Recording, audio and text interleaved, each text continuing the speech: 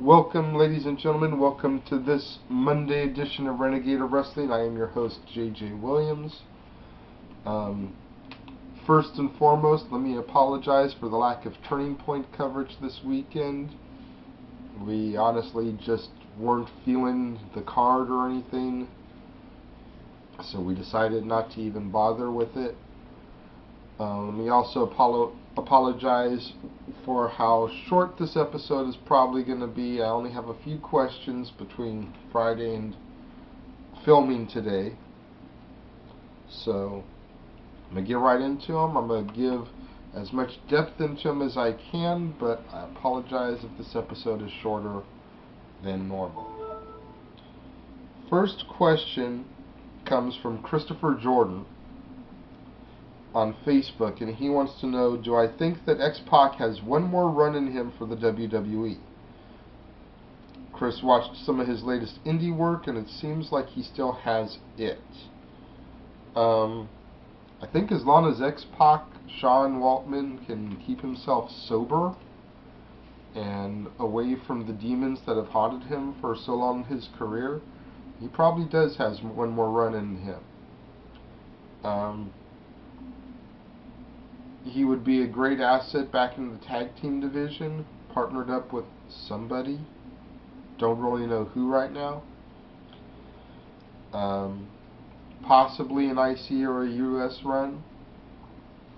No world titles, though. I don't think he was ever that good to be WWE or World Heavyweight Champion. But I could definitely see him as an asset to the tag division or the IC US division, especially since there is no cruiserweight / light heavyweight division for him to be in.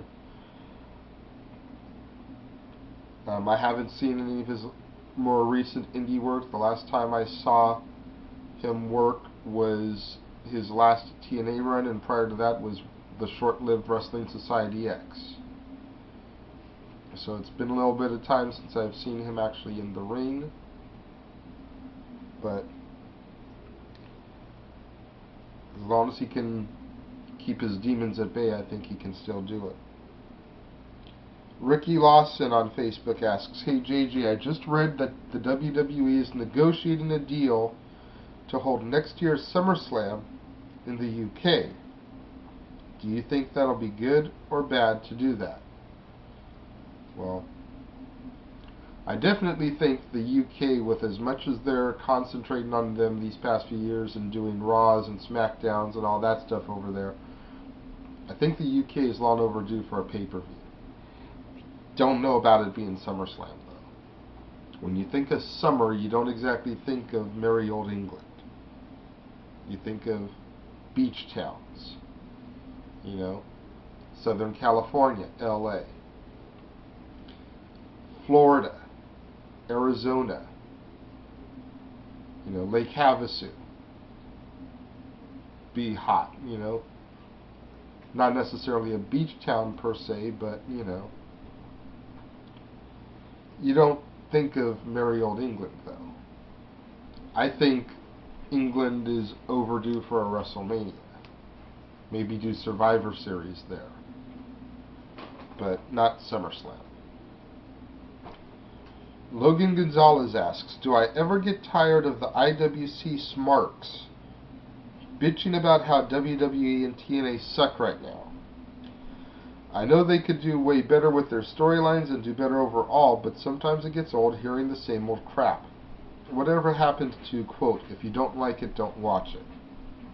Well, I definitely echo that final sentiment, because I've been saying that for years, not just in regards to wrestling, but general television and music overall.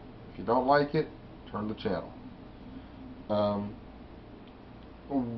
Why? I do get tired of the IWC smarks bitching about it. I know I'm guilty of it myself from time to time. We all are. I'm sure even you, Logan, are guilty of it from time to time. WWE is supposed to be the dominant force in sports entertainment. So therefore, their standard and bar needs to be higher than everybody else. And sometimes that just isn't the case. You've got times like right now where their storyline development just seems to be in a lull. You've got things like the Katie Vick storyline that are very tacky and tasteless.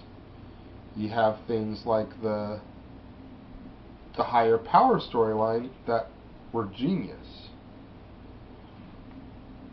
You know, they are the standard setters, so if they set the standard at shit, everybody else is going to do shit. Because WWE still feels in their heart of hearts they have no competition. They don't look at TNA's competition.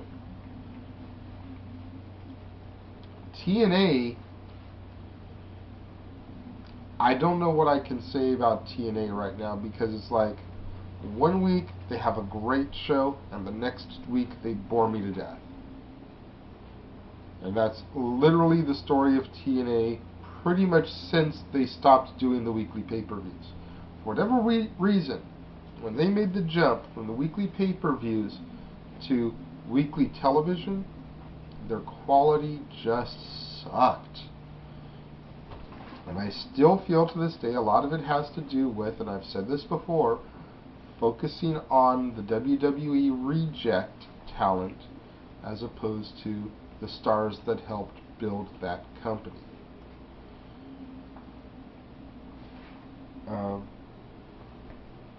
You're right, they could do a lot better with storylines and better overall. I think TNA is onto something right now with the Aces and Eights thing. I tune in every week to see who the next member is going to be. You know, Luke Gallows and Devon Dudley, kind of a hard sell. Kind of a hard sell.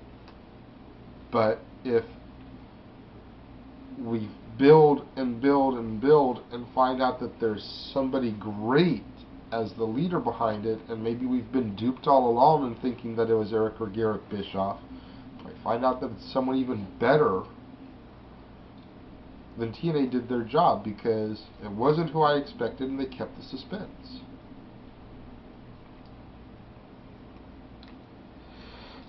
Over on YouTube, B Diddy 2K6 wants to know, what are my top 5 factions and the top 5 worst factions in wrestling? Well, I'm going to do this one in honor of Jade, who's playing Wii Bowling as I film this. In no particular order, my top 5 factions of all time are the Four Horsemen, the original NWO, D-Generation X, the second carnation of the Nation of Domination, Farouk led with The Rock, Mark Henry, D'Lo Brown, and Kama Mustafa, aka The Godfather, and Evolution. I want to give an honorable mention to TNA's Main Event Mafia. The only reason I didn't list them as an actual choice is I don't feel that the gimmick lasted long enough. It was very short-lived. Over on the horrible side of things, in no particular order, the Disciples of the Apocalypse, Los Boricuas, the Millionaires Club, the New Blood, and the Union. Yeah, remember the Union? Yeah, think about that one for a second. Only good thing about them was their freaking song, and even that was mediocre. WWE anime fans, what is the best song in wrestling that makes you want to work out to it? First of all, WWE anime fans, if you've looked at me, you notice there's not a whole lot of working out that goes on with me right now. But honestly, the one song that has always gotten my adrenaline pumping, if you will, is Triple H's My Time. That one, if I was in the gym, would definitely be on my rotation, my playlist to work out to. And the last question for today comes from the Sparta 1812. Are you a fan of The Walking Dead on AMC? If so, what do you think of it? Honestly, the Sparta, I can honestly say that I have never watched a single episode. I am a fan of The Working Dead over in Battleground, but I have not seen an episode of The Walking Dead. I don't know really what it's about, except for I believe it's about zombies and zombie hunting. I could even be wrong about that. So, again, I apologize for the lack of Turning Point coverage. I apologize for how short this episode was. There weren't a whole lot of questions submitted for this one. Hopefully, come Friday's Renegade, I'll have a lot more questions. Thank you for watching. Tune in tomorrow for an all-new In the Pink. Wednesday, Statboy will be back in the seat. God only knows what he's got to rant about. And the girls will be back on Thursday, Chicks on Wrestling. Their Montreal Screwjob episode has been met with a mostly positive response. So, thank you to all y'all out there for giving the girls their credit for the work they did. And until Friday, we'll see you here next time right here on the Casa D18 Studios channel.